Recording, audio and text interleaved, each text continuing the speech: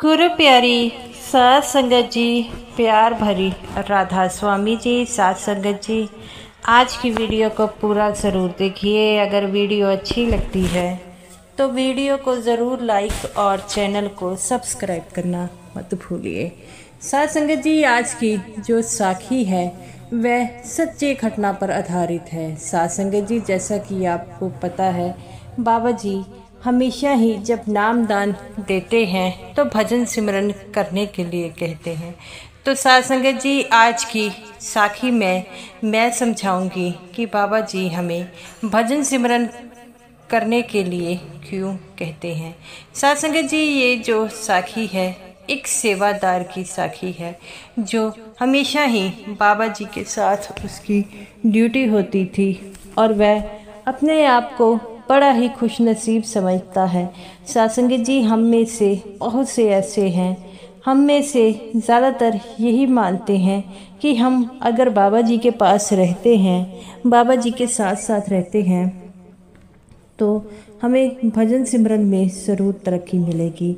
लेकिन सात संगत जी, बाबा जी हमेशा ही कहते हैं कि जब भजन सिमरन में तरक्की होगी, मैं चाहे आपसे 7 समुंदर पार क्यों ना हूँ, हमेशा ही मुझे अपने साथ पाओगे। लेकिन हम बाबा जी की इन बातों को अहमियत नहीं देते। हम तो यही समझते हैं कि बाबा जी के कपड़ों को छूने से, पैर छूने से हमें रूहानियत मिलेगी। लेकिन बाबा जी साफ साफ यही समझाते हैं कि इन चीज़ों से आपको कभी रूहानियत नहीं मिलेगी। रूहानियत मिलेगी तो भजन सिमरन की ताकत से मिलेगी, और भजन सिमरन की ताकत ही हमारे लिए सब कुछ मानी गई है। तो सात संगत जी, आज की जो साखी है वह एक ऐसे सेवादार पर है जिसने आधी रात को बाबा जी को किसी से बात करते देखा, लेकिन उसे कुछ समझ नहीं आ रहा था। तब उसने बाबा जी से जाकर पूछा, तब बाबा जी ने इसका क्या जवाब दिया। सात संगत जी, जैसा कि आपको पता है कि बाबा जी हमेशा ही जो है अपनी संगत की भलाई के काम करते थे। तो एक दिन बाबा जी जो है अपने ड्राइवर और वो खास सेवादार को आधी रात को कहते हैं कि गाड़ी निकालिए, हमें कहीं पर जाना है। बाबा जी की बात सुनकर वो सेवादार झट से खड़ा हो गया और कहता है कि बाबा जी, आपका हुक्म सराखों पर, आप हमें जहाँ पर कहेंगे हम चलेंगे। पर ड्राइवर जी कहते हैं, बाबा जी अभी तो रात के तकरीबन 1:30 बजे हुए हैं, इतनी रात को हम कहाँ जाएंगे। बाबा जी कहते हैं, बेटा चिंता क्यों करते हो। तो वह कहते हैं, बाबा जी हम चिंता नहीं कर रहे, हम पूछ रहे हैं। बाबा जी कहते हैं कि बेटा जब मैं तुम्हारे साथ जा रहा हूँ तो तुम्हें किस बात की चिंता। वह कहते हैं, नहीं नहीं सच्चे पातशाह, आप तो हमेशा हमारे साथ ही हैं और साथ ही रहेंगे, हमें किसी बात की चिंता नहीं आपके होते हुए, भला हमारे कुछ हो सकता है। तो बाबा जी कहते हैं, बेटा फिर बेफिक्र होकर मेरे साथ चलो। वो सेवादार ड्राइवर जी को कहता है कि बाबा जी अगर हमें कहीं पर साथ लेकर जा रहे हैं तो कुछ न कुछ समझो। तो वह कहता है कि मुझे अभी तक समझ नहीं आया कि बाबा जी हमें कहाँ लेकर जाना चाहते हैं।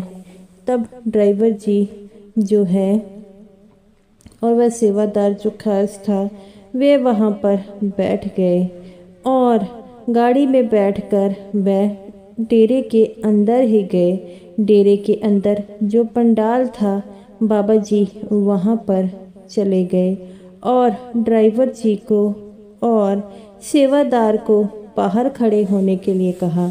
तो वह सेवादार ड्राइवर जी से कहता है कि ये तो वही जगह है ना, ये जहाँ पर कल पंडाल में बाबा जी ने संगत को नामदान देना है। तो वह कहते हैं, हाँ ये वही जगह है। तो वह कहते हैं कि बाबा जी आधी रात को यहाँ पर क्या करने आए हैं। तो वह कहते हैं हमें क्या पता, मालिक की मौज है, वह क्या चाहते हैं हमें कुछ नहीं पता। तब वैन की बातें सुनकर वह जो है ड्राइवर जी कहते हैं कि बाबा जी आगे तो ऐसा नहीं करते, आगे कई संगत को बाबा जी ने नामदान दिया है लेकिन पंडाल में नहीं आते, लेकिन इस बार कुछ खास वजह है जिसकी वजह से पंडाल में आए हुए हैं। और ड्राइवर सेवादार कहते हैं कि मैं अंदर जाकर देखूं बाबा जी क्या कर रहे हैं। तो ड्राइवर जी कहते हैं नहीं नहीं, बाबा जी ने हमें बाहर रुकने के लिए कहा है तो हमें बाहर ही रुकना चाहिए, हमें ये हुक्म की अवहेलना नहीं करनी चाहिए। तो वह कहते हैं कि हाँ ये तो बात ठीक है, अगर बाबा जी को पता लगा तो गुस्सा होंगे। तो वह कहते हैं बाबा जी किसी से गुस्सा नहीं होते, वह तो सदा प्रेम से हर किसी के साथ रहते हैं और हमें भी प्रेम के साथ रहने के लिए कहते हैं। तो वह तो कहते हैं हाँ हाँ ये बात तो आपने बिल्कुल सही कही है और हमें जो है बाबा जी की मर्जी के बिना नहीं जाना चाहिए। तो वह कहते हैं ठीक है। और तकरीबन आधा घंटा जब उन्होंने वेट किया, बाबा जी बाहर आए तो वह कहते हैं बाबा जी आप आधी रात को यहाँ पर आए थे, क्या आपसे कोई यहाँ पर मिलना चाहता था। तो वह कहते हैं हाँ हाँ मुझसे कोई मिलना चाहता था। तो वह कहते हैं कि मैं तुमसे एक बात कहना चाहता हूँ। बाबा जी ने उस ड्राइवर और अपने ड्राइवर और सेवादार से कहा कि ये बात बाहर तक नहीं फैलनी चाहिए। तो वह कहते हैं बाबा जी आप जैसा कहेंगे वैसा होगा, आप किसी बात की चिंता मत कीजिए, मैं किसी को नहीं बताएंगे। लेकिन उस सेवादार के मन में अभी भी कुछ ऐसा चल रहा था कि वह बाबा जी से कह नहीं पा रहा था। तो वह कहते हैं कि ठीक है बाबा जी, लेकिन वो सेवादार गाड़ी में बाबा जी के पास बैठ गया और कुछ ना बोला। अगले दिन बाबा जी ने सारी संगत को नामदान दिया और वापस आ गए। और वह सेवादार की ड्यूटी एक दिन बाबा जी की कोठी में लगी थी। वह सेवादार हमेशा बाबा जी के पास ही रहता था। एक दिन बाबा जी के पास आकर कहने लगा कि सच्चे पातशाह मैं खुद को इतने काबिल नहीं मानता कि मैं आपसे सवाल जवाब कर सकूं। बाबा जी कहते हैं बेटा ये कैसी बातें कर रहे हो तुम, मैं कभी तुम्हें जो है अपने से अलग नहीं माना, मेरे लिए मेरे सारे सेवादार एक जैसे हैं और तुम ये कैसी बातें कर रहे हो। तो बाबा जी की बातें सुनकर वह फूट फूट कर रोने लगा।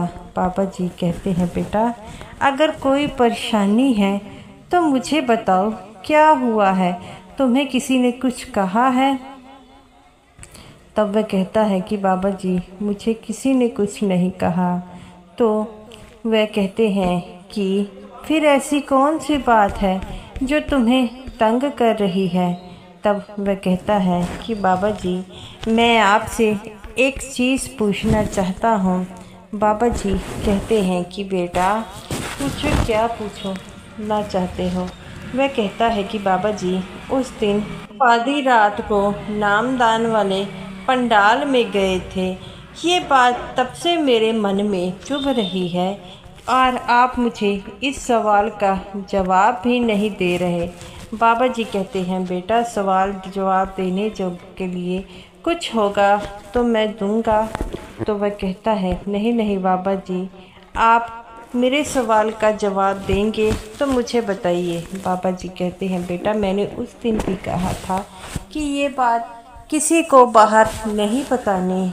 तो वह कहते हैं बाबा जी लेकिन मैं मन में कुछ हलचल है, मुझे समझ नहीं आ रहा कि मैं आपसे पूछूं कैसे, लेकिन आज मैंने हिम्मत कर कर पूछा था। तो बाबा जी कहते हैं कि बेटा सच सुनना चाहते हो तो सुनो, मैं उस दिन काल से मिलने गया था। तब बाबा जी से वो सत्संगी कहता है कि बाबा जी आप पहले तो कभी नहीं गए। बाबा जी कहते हैं बेटा हर बार ज़रूरत नहीं पड़ती, और मुझे पता लगा कि कुछ ऐसी रूहें हैं जो नामदान लेने आ रही हैं जिनके कर्म बहुत ज़्यादा भारी हैं। जब पर्ची दी जाती है तब पता लग जाता है कि किन किन को पर्ची दी है, और मुझे भी इस बात के बारे में पता लग जाता है। और मैंने देखा कि उनमें से 10 जाने ऐसे हैं जिनके कर्म बहुत ज़्यादा भारी हैं, और उनके कर्मों के कारण जो है वो प्रभाव मुझ पर और बाकी संगत पर भी पड़ेगा, और उनका लेखा जोखा भी काल के पास था। जैसा कि तुम जानते हो जब नामदान मिलता है तो सतगुरु उनका लेखा जोखा काल से मांग लेते हैं, लेकिन मैं उनका लेखा जोखा काल से मांगा पहले तो काल ने मना कर दिया, और मुझे काल से मिलने के लिए जाना पड़ा था। काल भी उसी सत्संग पंडाल में बैठा था। तो वो कहते हैं बाबा जी आप क्या कह रहे हैं, काल नामदान वाले पंडाल में? तो वह कहते हैं हाँ बेटा, जहाँ पर बुरे इंसान होते हैं, हम जैसे मतलबी होते हैं, वहाँ पर जो है काल खुद ब खुद आ जाता है। बाबा जी की बात सुनकर वह सेवादार फूट फूट कर रोने लगा। तो बाबा जी कहते हैं बेटा जब जिन्हें पर्ची दी गई है नामदान के लिए, उन्हें नामदान भी तो देना पड़ेगा, और वह 10 लोग जो हैं वह पहले बुरे काम कर चुके थे, लेकिन अब उन्होंने मन बदल लिया था। इसीलिए मैं नहीं चाहता कि जब वह कल नामदान लेने आए मैं उन्हें मना करूं। अगर वो सही रास्ते पर चलना चाहते हैं तो हमारा भी तो फ़र्ज़ है कि उन्हें सही रास्ते पर लाने के लिए हम खुद भी जतन करें। बाबा जी की बातें सुनकर वह सेवादार बड़ा हैरान परेशान हो रहा था, और बाबा जी से कहता है कि बाबा जी आप बिल्कुल ठीक कह रहे हैं। बाबा जी कहते हैं इसीलिए तो मैंने उनका लेखा जोखा काल से मांगा था। तो बाबा जी कहते हैं कि बेटा तुम किसी बात की चिंता मत करो। तो बाबा जी की बात सुनकर वह कहता है कि बाबा जी काल ने आपसे क्या कहा? बाबा जी कहते हैं पहले काल छोड़ नहीं रहे थे, लेकिन जब मैंने उन सत्संगियों की गारंटी ली तब काल जी ने उनका मुझे लेखा जोखा दे दिया। तो इसीलिए हम हमेशा कहते हैं कि भजन सिमरन करो, क्योंकि हम जो है बाबा जी नामदान जब देते हैं तो लेखा जोखा अपने पास रख लेते हैं, लेकिन काल कहता है कि जब तक आपके सत्संगी भजन सिमरन करते रहेंगे उनका लेखा जोखा आपके पास होगा, लेकिन जब वह भजन सिमरन छोड़ देंगे उनका लेखा मैं फिर ले लूँगा। तब वह कहते हैं कि इसीलिए तो मैं हर बार अपने सत्संगियों को भजन सिमरन के लिए कहता हूँ, लेकिन भजन सिमरन के लिए जो है संगत मानती नहीं। बाबा जी की बात सुनकर उस सत्संगी की आंखों से पानी भर आया और कहता है कि बाबा जी आप अपने सत्संगियों के लिए इतना कुछ करते हैं। बाबा जी कहते हैं बेटा मैं करता हूँ, लेकिन सत्संगियों को भी चाहिए कि वह भजन सिमरन ज़रूर करें, और भजन सिमरन की ताकत ही है जो हमें हमारे सतगुरु तक जोड़ती है। तो वह कहता है कि बाबा जी आप बिल्कुल ठीक करते हैं। और बाबा जी कहते हैं बेटा अगर काल की गिरफ्त में नहीं आना चाहते, काल से मुक्त होना चाहते हो, तो हमेशा ही भजन सिमरन करो, क्योंकि काल जो होता है इसका दायरा बहुत जल्दी होता है। जब एक सच्चा सत्संगी भजन सिमरन करता है तो उसका काल भी कुछ नहीं बिगाड़ पाता। तो वो कहता है बाबा जी आप बिल्कुल ठीक कह रहे हैं।